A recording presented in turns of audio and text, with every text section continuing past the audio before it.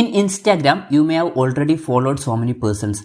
If you want to unfollow anyone, you can do that. In this video, we'll be telling about how to unfollow anyone in Instagram. For this, first what we need to do is open Instagram application. After opening Instagram application, down here you can see your profile photo. Click on this profile photo. When you're clicking on that, you'll reach your profile. In your profile above, you can see followers and following option. If you want to unfollow anyone, what you need to do is click on following. These are the persons whom you are following. Here you can see every list. From this, select the contact which you want to unfollow. For example, I am selecting this contact.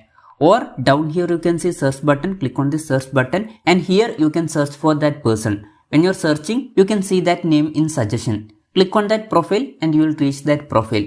Anyways, to unfollow, what you need to do is here you can see following button. Just click on that button. When you're clicking on that, you can see some options. Down here you can see one option unfollow. Click on unfollow. Now here it is showing follow button. So this way you can easily unfollow anyone in Instagram. Hope this video was helpful for you. If you find it helpful, consider subscribing. See you in the next video.